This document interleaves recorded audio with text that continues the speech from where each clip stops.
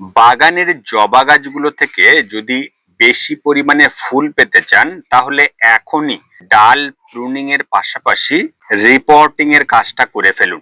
কিন্তু কিভাবে এই কাজগুলো সহজেই করবেন সেই শর্টকাট উপায় বলবো এই ভিডিওতে। নমস্কার, ভার্চুয়াল গার্ডেনিং টিপস ইউটিউব চ্যানেলে আপনাদেরকে স্বাগত জানাই।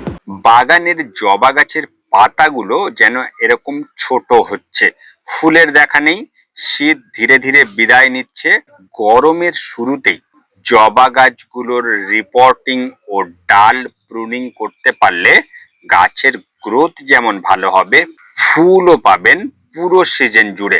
প্রথমেই বলবো প্রুনিং নিয়ে চট করে কিছু কথা বলি, তাহলে প্রুনিং করতে বা বুঝতে খুব সুবিধা হবে। প্রুনিং মূলত তিন ভাবে করতে পারেন: লাইট প্রুনিং, মিডিয়াম প্রুনিং ও হার্ড প্রুনিং। গাছের বয়স অনুসারে প্রুনিং এর কাজটা করা উচিত। এখন মিডিয়াম ও হার্ড প্রুনিং করলে ফুল বেশি পাওয়া যায়। এছাড়া আমরা সারা বছরই কম বেশি যে ডগা পিঞ্চিং করি এটাকে লাইট প্রুনিং হিসেবে ধরা যায়। তো গাছের বয়স যদি 2 বছরের বেশি হয় তাহলে টপ থেকে ধরুন 2.5 থেকে 3 ফিট রেখে একটা সুন্দর শেপ দিয়ে প্রুনিং করবেন, এটা মিডিয়াম প্রুনিং।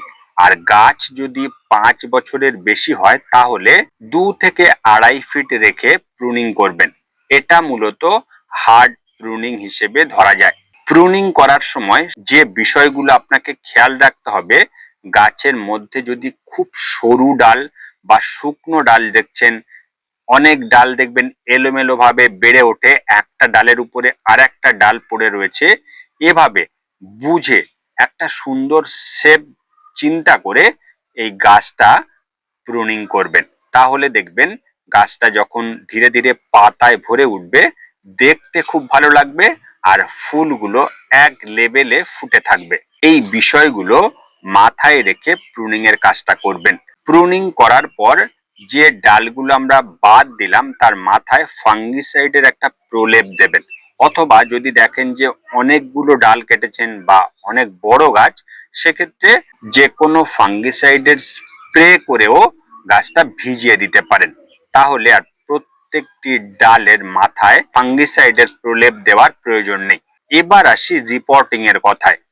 গাছ যদি একই মাটিতে 1.5 থেকে 2 বছরের বেশি সময় ধরে থাকে তাহলে টবের শিকড়ে দেখবেন ভরে যায়, আর এর দরুন গাছে সার দেওয়ার পরও গাছে ফুল আসতে চায় না। তো সেজন্য রিপোর্টিং এরও প্রয়োজন। যে গাছগুলো রিপোর্টিং করতে চাইছেন অন্তত 3 থেকে 4 দিন টবে জল দেবেন না, তাহলে কি হবে যে মাটিটা ড্রাই হবে, গাছটা টব থেকে তুলতে খুব সুবিধা হবে। প্রথমেই টবের উপরের কিছুটা মাটি এভাবে সরিয়ে নিয়ে তারপর দেখুন এভাবে ধীরে ধীরে তুলবেন। টব থেকে তোলার পর যে রুট বলটা দেখছেন এর 20 to 30% বেশি কিন্তু কেটে বাদ দেওয়ার দরকার নেই, তাহলে হিতে বিপরীত হবে। দেখুন ঠিক এভাবে মাটিটা কমিয়ে নিয়ে এবার দেখুন এই গাছটাকে রিপোর্টিং করার পালা। এর জন্য আপনি নতুন মাটি ব্যবহার করতে পারেন বা যে মাটিটা আমরা এই শিকড় কেটে কিছুটা মাটি বাদ দিলাম এই মাটিটা শিকড় বাছাই করে এভাবে পরিষ্কার করেও নিতে পারেন। তো মাটি নেবেন 50%, 30% নেবেন ভার্মি কম্পোস্ট আর 20% নেবেন ধানের চিটে বা কোকোপিটও অ্যাড করতে পারেন, সেই সঙ্গে 1 চামচ ফুরাডন দিয়ে মাটি তৈরি করে এই মাটিতেই যে গাছটার আমরা শিকড় প্রুনিং করলাম এই গাছ লাগাতে পারেন। তো দেখুন এই মাটিতেই আমি এই যে গাছটা ধীরে ধীরে পটিং করে নিচ্ছি। পটিং করার পর জল দেবার পালা।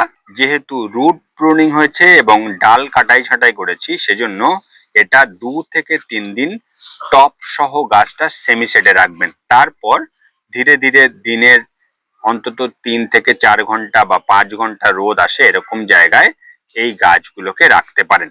এই যে পদ্ধতিটা দেখালাম ডাল প্রুনিং এবং শিকড় প্রুনিং, বেলি, জুঁই, অ্যালামুন্ডা এই কাজগুলো যদি করেন তাহলে গাছ ভরে ফুল পেতে পারেন। তো এই ছিল আজকের ভিডিও। এরকম ভিডিও নিয়মিত পেতে তোমার গাছের ডিজিটাল বন্ধু ভার্চুয়াল গার্ডেনিং টিপস ইউটিউব চ্যানেলটি সাবস্ক্রাইব করে সঙ্গে থাকবেন। আজকের এ পর্যন্ত, দেখা হচ্ছে নেক্সট ভিডিওতে। নমস্কার।